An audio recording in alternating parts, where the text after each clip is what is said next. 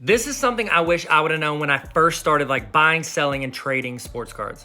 But to illustrate this, I want to show you a practical thing that just recently happened to me. So I actually just came into possession of this hobby box of Bowman U football. And your boy don't do a ton of football. And so I was like, you know what? I'll trade or sell this thing. And I found a comp. 520 bucks. I was like, this is great. I get like 400 something dollars out of this, or 500 something dollars worth of trades. Because when I trade, I like to do comp for comp because you're trading, you're just swapping items. You shouldn't do less for one or the other. Unless like it's one card for 10 cards. I think the one card should be valued a little higher. That's my personal opinion. So I went to this place that, buys and sells sports cards and wax and stuff like that. And I was like, how much you give for this? And they found a comp that was at like 390. I don't know. I still hadn't found it, but they found it. And so they're like, we'll give you 300 bucks for it. And I was like, okay, it's like 75, 77%, which is probably fair. 70, 80% if you're going to give cash, that's on point for something that you can get in multiple places, not super rare. But I was thinking, man, I could get a lot closer to like the 350, 390 range if I looked at trading. So I started looking around everything they had, and I found something that your boy liked. They had a Black Panther #1 CGC 6 for sale. It had a $120 price tag on it. And I was like, oh my gosh, what about like 200 bucks and then this? I'm thinking they'll come down maybe like $20 off of what their sticker price is, to get in the range of what they wanted, even though it is kind of like a partial trade.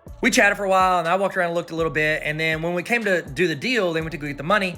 And I was like, I haven't even looked up comps on this comic book. And there was a recent comp.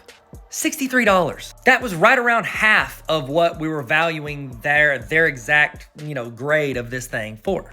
Now, granted, the shipping was 18, so you're looking at 80 combined. Sorry about the green screen. So I went and found him and I was like, hey man, and he grabbed some like the cash box and I was like, hey, is there any way, like I just looked this thing up, is there any way we could get closer to comps? And like that's when like kind of the tone changed, like the vibe changed in the conversation. And he was like, I'm not gonna bid against myself. Like I've already given you a number. What's your number? What number are you wanting? And I was like, okay. So I factored in shipping and I was like, what about $80? We could just value it at 80 bucks. And he was just like, no, we're good. I was like, it's getting busy around here. I'm all set. We're good. I was like, okay.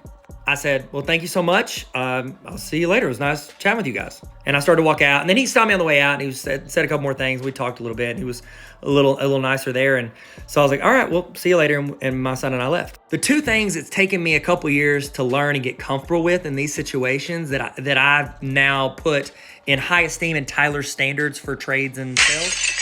One thing, if you're doing a deal with someone or you're working out something and their stuff is more valuable because they own it and your stuff is less valuable just because you own it, don't do the deal with them. You're going to feel pressured, or you're going to feel like, oh, well, maybe my stuff isn't worth as much because of this, or this, because of the things they said. When you're working a deal with somebody, you should have the same like standard for value of all items involved. And the last thing, just be positive, be kind. You don't have to convince anyone. Just move on.